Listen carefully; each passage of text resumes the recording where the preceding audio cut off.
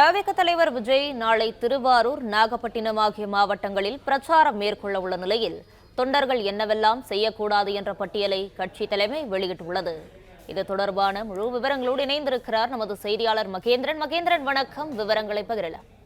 தமிழக வெற்றி கழக தலைவர் விஜய் நாளை நாகப்பட்டினம் மற்றும் திருவாரூர் மாவட்டங்களில் தேர்தல் பிரச்சார சுற்றுப்பயணம் மேற்கொள்ளவிருக்கிறார். இந்நிலையில் தமிழக வெற்றி கழகத்தின் தொண்டர்கள் மற்றும் விஜயின் சினிமா ரசிகர்கள் ஆகியோர் என்னவெல்லாம் செய்யக்கூடாது என்கிற 12 வழிகாட்டு நெறிமுறைகளை கட்சி சார்பில் வெளியிடப்பட்டிருக்கிறது. விஜய் வாகனம் செல்லும் போது, அவரது பிரச்சார வாகனம் செல்லும் போதும், நிகழ்ச்சியை முடித்துவிட்டு திரும்பி செல்லும் போதும் தொண்டர்கள் யாரும் ஒரு வாகனத்தை பின்தொடர்ந்து செல்லக்கூடாது என்று அறிவுறுத்தலானது வழங்கப்பட்டிருக்கிறது. மேலும் அந்த நிகழ்ச்சி நடைபெறக்கூடிய இடங்களில் இருக்கக்கூடிய தனியார் கட்டடங்கள், காம்பவுண்ட் சுவர்கள், மரங்கள், மின்விளக்கு கம்பங்கள், மின் கம்பங்கள், மின் மாற்றிகள் உள்ளிட்ட இந்த இடங்களில் எல்லாம் யாரும் ஏறி நிற்கக்கூடாது.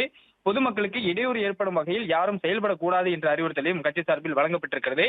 கர்ப்பிணி பெண்கள், கைக்குழந்தையுடன் இருக்கும் பெண்கள், முதியவர்கள், உடல்நலம் குன்றியோர், பள்ளி சிறுவர் சிறுமியர் மற்றும் மாற்றுத்திறனாளிகள் இந்த விஜயோட பிரச்சார சுற்றுப்பயணத்தில் பங்கேற்காமல் வீட்டில் இருந்தபடியே இந்த நிகழ்ச்சியை நேரலில் கண்டு களிக்கும்படி கட்சி சார்பில் வேண்டுகோளானது வைக்கப்பட்டிருக்கிறது. மேலும் ஆம்புலன்ஸ் செல்லக்கூடிய பகுதியாக இருந்தால் அந்த பகுதியில் தொண்டர்கள் யாரும் ஆம்புலன்ஸ் வழி செல்லக்கூடிய வழியில் தடை ஏற்படுத்தக்கூடாது. போக்குவரத்துக்கு எந்த விதமான இடையூறும் ஏற்படுத்தக்கூடாது.